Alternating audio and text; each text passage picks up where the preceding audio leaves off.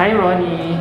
Hi! Hi, good afternoon. It's my pleasure to finally meet you. The last time I saw you was during the virtual meet and greet last week. So, how have you been since the press presentation last week? Kind of getting nervous every single day. Like the pressure is really getting to me, but it's a good kind of pressure. It pushes me to do better. Yes. So, have you always wanted to become a beauty queen ever since? Yeah, I would say yes because it has always. I've always thought about it. Like, ano kaya mangyari pag sinubukan ko maging beauty queen? Kaya ko kaya? Am I good enough to do it? So yeah, I guess it is something that I've always wanted when I was younger. And prior to joining Miss Philippines Earth right now, you are also the reigning Miss Mandaluyong 2020. So, wow, from Miss Mandaluyong to Miss Philippines Earth, tell us a little bit of your journey. Well, to me, it's such a big step because considering that Miss Mandaluyong was actually my very first pageant ever, and then I was able to win the crown, so I was very happy about it. And then I was kind of hesitating if I should join a national pageant already, but then I told myself, if not now, when?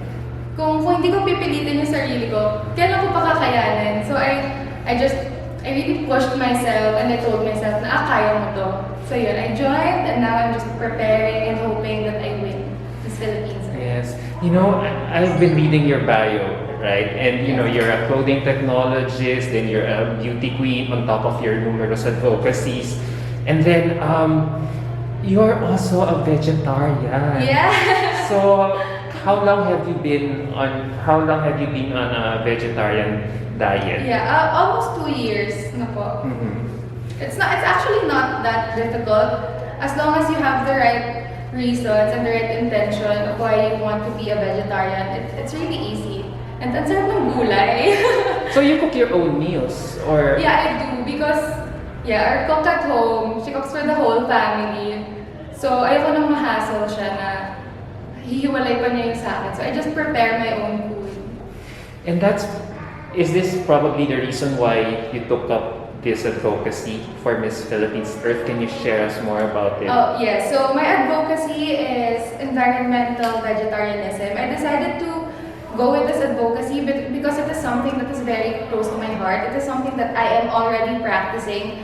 So I want people to see that what I am advocating or what I am encouraging them to do is something that I am already doing. So that they can see an example of what's gonna happen if they start moving towards a plant-based diet.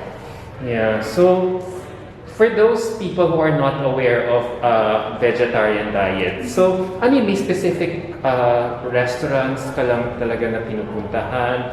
Or parang, let's say, can you still eat green even if you're even if you're consuming dairy products or meat? So, yeah. Okay. So, well, I'm a vegetarian, so it's very different from being a vegan. Vegetarian is less strict, so basically I am not allowed to eat meat, but I'm allowed to consume dairy products and egg. But when you're a vegan, you're not allowed to eat meat, you're not allowed to eat dairy or any byproduct of any animal. So yeah, I still get to eat outside like any restaurant as long as they have vegetables only. Like no fish sauce, that's not allowed also. So yeah, I still get to eat out. Since joining Miss Philippines Earth, what have you learned about our environment in relation to your advocacy? And really, well, I definitely learned a lot. Like before, when I became a vegetarian, I was mostly thinking about my health. But since I joined Miss Philippines Earth, lumawak yung pagtingin ko sa pagiging vegetarian at lumalim. So now I realize how important it is to be a vegetarian, especially in the environment today. It makes a big impact because consuming meat, like the whole process of killing animals, which is already wrong in terms of animal rights, depending on how you do the process, and then exporting and importing meat goods and dairy products, it really produces a lot of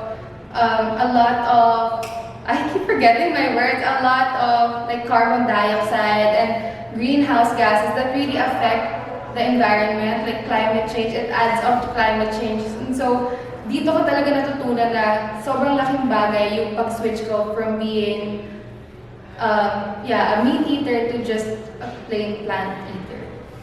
So do you think, now that you've said it, so do you think that if the whole world will go vegetarian, do you think somehow our climate change will be somehow solved?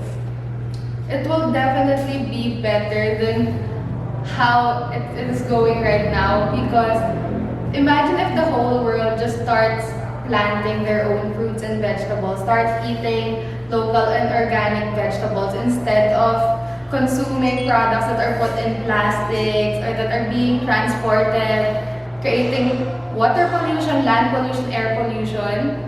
That would really change. So yeah, if we all go vegan even, it would really make a big difference. Wow, ang ganda no when you incorporate your lifestyle to your advocacy. It just really, makes it's very genuine. Yeah. It comes from the heart. Yeah, talagang nakikita ko talaga yung passion mo in educating us about it. Now, let's shift gears and talk about your occupation naman. I mean, it's my first time to hear someone who is a clothing technologist. Really? Seriously, yeah. So I didn't know that it was even a course being offered I in get college. that a lot, yes. So can you tell us more about your job or your course in college? Sure. So basically, clothing technology is similar to fashion designing. However, it is more complex because in our course, we have research, we have management, we have production, we have merchandise. So we basically tackle everything. So as a clothing technologist, I can design clothes, I can sew clothes myself, and then I can also produce or do research in producing new textiles that fashion designers can use. So it's really very diverse. So you're also a fashion designer, or do you own your own RTW na ba? I actually opened my own line. I think that was like 2 years ago. So RM Couture, but then hindi ako masyado hands-on right now because, well, one, my sewing machine broke, so I couldn't really sew right now. And yeah, given that it's the pandemic, it's not really one of my top priority. So, how's the business like so far?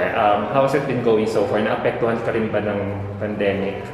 Yes, because of course we had the lockdown. So, syempre nawala ng mga events, nawala ng mga occasion that people would actually need custom-made clothes. So yeah, I would say that in terms of my RM Couture business, it's really difficult right now. So, will you be designing your own gown for Miss Philippines Earth? You know, as much as I would want to design and actually sew my own garment, I feel like it would just add up to the stress that I am feeling. So, sadly, no. But I am my own stylist po. So, like in the pre-pageant, I'm the one who styled myself. So, doon ko na lang po binabawi since my evening gown will be made by another designer. Since you also said it na, you also style yourself. So how do you think styling is crucial to a candidacy like yours in Miss Philippines Earth? Oh, it's very crucial. I am very particular when it comes to fashion or when it comes to the clothes I wear because I believe that it is our duty to always look presentable, to always look our best. And of course, we need the help of right clothes to emphasize what our assets are and to hide what we need improvement on. So I believe that it is very crucial to show that we are beautiful, at least physically, because different naman yung true beauty, and to be just presentable as a candidate. Of course, you want people to be attracted to you, you want to catch their attention, so you really have to dress well. I see. We talk about I'm reading your bio right now, and you also advocate for a sustainable fashion industry. And as we all know, we are at the height of the pandemic, and yeah, you advocate for it. So do you think this pandemic, this COVID-19 pandemic will accelerate our goal of achieving a sustainable fashion industry? Ideally, I would want to say yes. That I want all of us as consumers and even producers, the designers, to see this pandemic as a wake-up call because we already have the virus. Tapos dumadagdag pa yung pollution na kina-create ng fashion industry. So I hope it pushes us to really live a sustainable life, especially in fashion. Because everybody wear clothes. So hindi mawawala yung fashion sa industry, sa business. So we really need to act and make changes to live a sustainable life in order to protect the environment so it can also protect us in the future. So Right. yes, I hope it will. Yeah, accept it. since you are in Miss Philippines Earth right now, so how can you educate us? What concrete steps do we need, parang do we have to undertake in order for us to contribute something in achieving that transition to sustainable fashion, towards achieving a sustainable fashion industry? Dapat ba mag-ano kami, second-hand na damit? Should we patronize all these thrift shops? Yeah. So, Well, if I am to give one advice, it would be to just be a smart consumer. Just before you buy, think and then rethink again. Do you really need this? Especially if it comes from a fast fashion brand. Do you really need it? Because if not, maybe you can ask from someone you know. Baka meron sila you can borrow, or if they don't need it anymore, they can give it to you, hand-me-downs, or the main point here is to just be a smart consumer, because when you know what you need to buy and when you take into account the effect of what you're going to buy, then I believe that you will be able to make the right choices. well said, well said. So we're down to my last few questions. There's no doubt you're very well spoken. You're one very confident lady Thank here in Miss Philippines Earth. No, since you mentioned also earlier na you talk about pressure. Now, is there an expectation for you? Is there some sort of a pressure that you have been feeling, knowing that your dad is a very famous public figure in our society? I mean, we grew up watching him in PBA, and now he's a politician serving your community. So, is there a pressure for you to live up to his name as a Meneses? As much as I would want to say that I'm very empowered and strong, of course there is pressure, but a very good kind of pressure. It is the kind of pressure that ever since I was young, it pushed me to be better, to aim better. It allowed me to dream big, even maybe bigger than what my dad has accomplished. So it's the kind of pressure that really pushes me to be better, to my full potential. So, I'm openly accepting the kind of pressure I get, given that my dad is very famous and established. So what advice has your parents given you towards your journey here in Miss Earth? Lagi sila may isang sinasabi lang sa akin, kaya mo yan. That's the only thing I always hear from them. Even when they see me smiling or I'm enjoying everything, they know that deep inside, of course I get scared. Of course I feel stressed and pressure.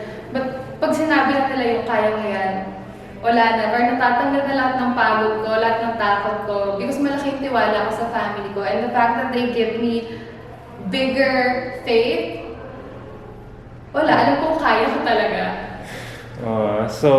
Okay, my last question is, can you give a message to all your followers and supporters who have been, rooting for you to be the next Miss Philippines Earth?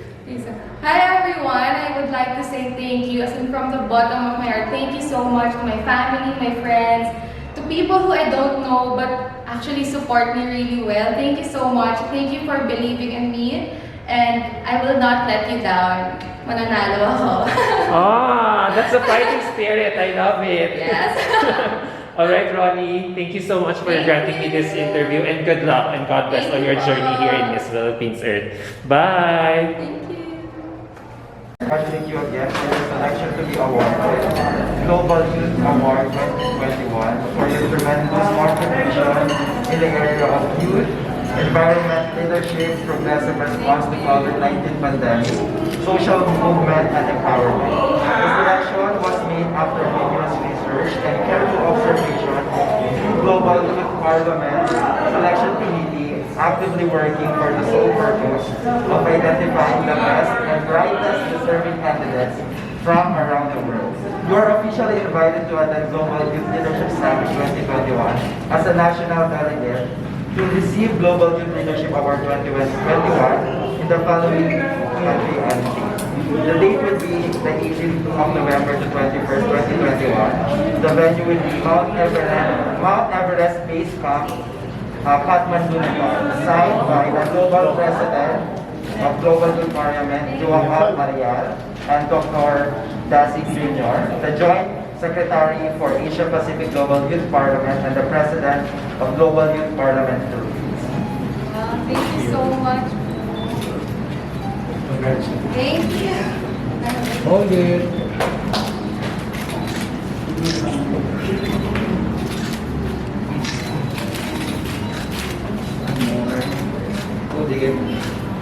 RONI here.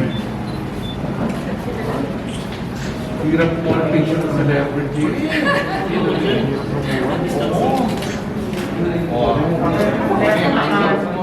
On your left.